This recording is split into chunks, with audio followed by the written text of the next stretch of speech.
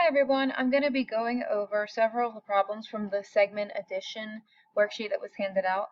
And on the back of that worksheet there are problems having to do with utilizing a midpoint, so I will be going over several of those problems as well. The first problem on the front you can very likely solve without setting up an equation, but for the sake of learning about the procedure that we're going to follow when things get more complicated, I'm still going to outline every step that we should be following as we go through those more difficult problems. To start out, let's read the problem. It says if AB is 12, I'm going to highlight that because we're going to need that information, and BC is 7, find the length of AC. So we can see it states our end goal, find the length of AC. First step for all these problems is always going to be to fill in the diagram. So I will label AB with 12 and BC with 7. Each time we start a segment addition problem, we have to set up an equation. So I am going to first write out what I am going to call a geometry equation. I'm going to abbreviate that. And what I mean by a geometry equation versus an algebra equation is that we're just going to name the actual segments for the segment addition postulate. And based on this specific diagram, we would say that AB plus BC equals AC. While this might seem a little bit excessive now, like I said, later on we will be seeing algebraic expressions instead of something like this where it just says 12. So it's good to get in the habit of writing these things out, and you would have to be able to write this type of equation on tests and quizzes. So let's fill this in now with what we know. We know AB is 12, we know that BC is 7, and we need to find AC. If you prefer at this point to replace AC with maybe X instead, that's totally fine. It is up to you however you like to look at the problems. Now in this case there's not much algebra going on. Since we're just finding the length of AC, we need to put together the two parts that we were given. So here we've got 12 plus 7, which is 19 for AC. And so we've already finished that problem. Now as we move on to the next one, it gets a little bit more involved. We're going to follow the same procedure of labeling, writing that geometry equation, and then substituting in what we know so that we can solve for the missing parts. We're still looking at the front of the paper, and we're going to look at number 3 next. So it's the same diagram. Let's look at what information we're given this time. We have if AB is 2 times the quantity of x plus 1, it tells us that BC is 3x plus 1, and that AC is 4 times the quantity of x plus 2. With all that information, it says to find the value of x as well as AB, BC, and AC. We do have a lot of things to find, so pay attention to the questions here because some of them might just say to find x, or some of them might ask for multiple segment lengths that you need to find in the end. Let's again begin with substituting in what we know. So because of space here, I'm going to put the information about AB on the top. 2 times the quantity of x plus 1. For BC, they gave us 3x plus 1. And for this whole segment AC, they told us that it is the quantity, 4 times the quantity of x plus 2. Let's write the geometry equation to represent this. Because it's the same diagram, it's going to be the same geometry equation. AB plus BC equals AC, and we move on to substituting in what we know.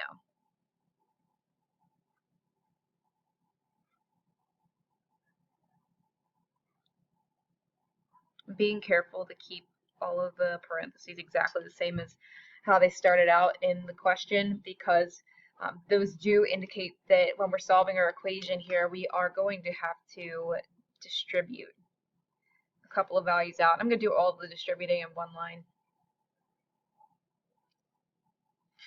Leaves us with 2x plus 2. We bring down the plus 3x plus 1, and then on the other side we have 4x plus 8. Next thing that I would recommend doing is combining some like terms. We've got a couple of x's here, and we've also got some plain numbers that we can add together all over here on the left side. When we put together our x's, we get 5x. Put together the 2 and the 1 to get 3. and then that equals 4x plus 8. I'm going to move over to the side because I am out of room. Let's see. Next we would probably move on to grouping together our numbers on one side of the equation and our x's on the other. So I'm going to subtract this 4x from both sides, leaving us with x plus 3 equals 8. And finally, let's subtract that 3 from both sides to isolate our variable, and we get that x equals 5. Now that takes care of one of our jobs, which is to find the value of x, but notice here we do have to find the length of each of the 3 segments. So we're working with AB, BC, and AC. So I am going to erase my slide because I'm out of room. I'm going to rewrite the value of x, and we are going to use that value of x that we found to substitute it back into these expressions that we were given about each of these line segments so that we can find out what their length actually is. Got everything laid out so we can start substituting in what we know. So for AB, they told us that it was 2x plus 1, so I'm going to substitute 5 for x. And following the order of operations, parentheses would be first here, leaving us with 2 times 6, which gives us 12 for AB. So there's our first one. We're going to do the same thing for the next two. We've got 3 times 5 plus 1. Keep in mind that there's no operation in the parentheses, which means that we would follow down the order of operations, leading us to multiplication next. So we have 15 plus 1, giving us a length of 16 for BC. And finally for AC, we've got 4 times the quantity of 5 plus 2, parentheses would be first here, giving us 4 times 7 for a final answer of 28 for AC. Now your job is going to be to try the remaining problems on the front. However, I am going to be covering 3 of the problems on the back in this video. As we move on to the back, you'll notice at the top of the paper, it gives you a very important piece of information, and that is that B is the midpoint of AC. We are going to be using this exact same diagram in every problem. I do recommend just resketching it for each of the problems that you solve so that you can fill in the information as we go. And on the back here, when we're working with midpoint, we have to make some decisions about what equations would make sense to be used based on the information we're given and what we have to work with in order to find, in this case, BC. Now let's think about the equations that we could get based on that information at the top. B is the midpoint of AC. We know B is a midpoint. It's directly in the middle, which automatically tells us that AB is equal to BC. We know those are the same length. So sometimes that might be the equation that makes the most sense to use in a problem. The second thing we know is that if these are both equal halves of our larger segment AC, then we could say that 2 times either one of those segments is going to equal the length of the larger segment. So for example, 2 times AB equals AC. And third, we could say that 2 times BC equals AC. So each of these problems we're going to have to decide which equation makes the most sense. Now in this one, as we said, we're finding the length of BC. So in this case, we have AC, we're looking for BC. So the equation that makes the most sense is going to be the one that involves AC and BC, equation number 3 for us. So here's number 3. 2 times BC equals AC. Again, this is just the geometry equation first, and then I will follow that up with substituting in what we know about AC, which is 17. And again, at this point, you could definitely replace BC with X if you prefer. This is a one-step equation.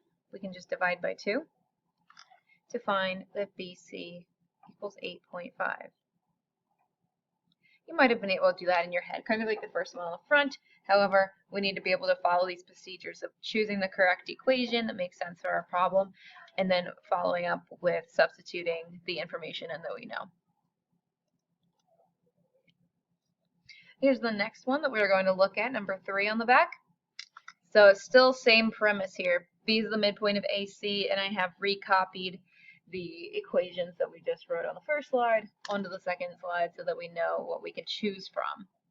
I called this equation 1, equation 2, and equation 3.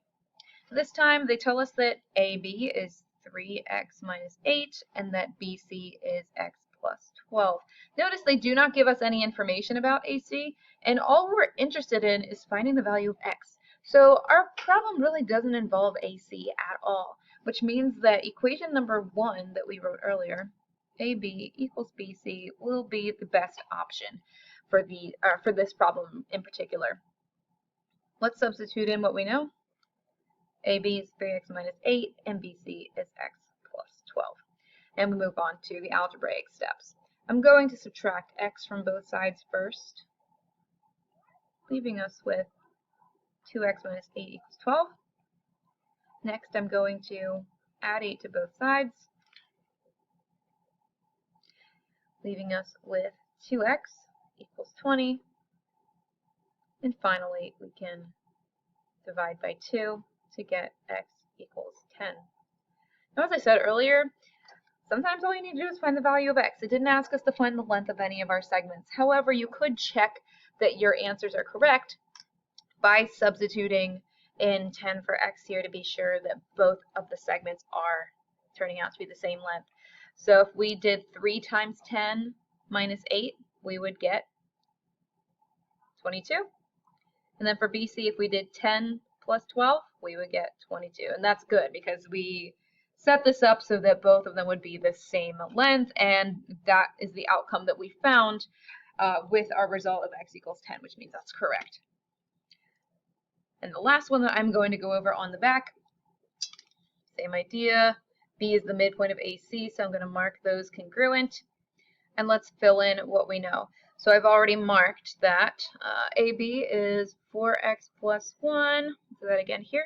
They don't tell us anything specific about BC. However, we do need to remember that it ultimately in the end is the same length as AB. And they tell us that AC is 5x plus 20. And now we choose which equation is going to make the most sense. And in this case, because we're working with AB and AC, let's check out our options. The first one isn't quite going to work. They didn't tell us anything about BC. Second one looks like it'll be a good option because it's working with AB and AC. And the third one doesn't really make sense because we don't have anything to fill in for BC. And remember, right now we have to just set up an equation to help us solve for x. And if we don't have a solid length for AC, then we're not going to be able to find BC if we chose that third equation. So the second one is going to be best here. 2 times AB equals AC, and we will fill that in with what we know. You'll notice even though this equation didn't specifically, this question didn't specifically say solve for x, we still have to solve for x in order to ultimately find the length of BC. All right, I've substituted everything that I have, so let's work this out. We've got to distribute. We've got 8x plus 2 equals 5x plus 20. Oops. Let's try that again. Plus 20. And I'm going to work with the x's first. Minus 5x, minus 5x. We've got 3x plus 2 equals 20. I'm going to subtract the 2 next. And finally divide by 3 to get that x equals 6. Now they didn't give us anything specific about BC, however we do know that it's the same as AB. So we can use that same information that they gave us for AB, that 4x plus 1. So in this case, 4 times 6 plus 1. We'll multiply before we add. It's 24 plus 1, which gives us 25 for our final answer.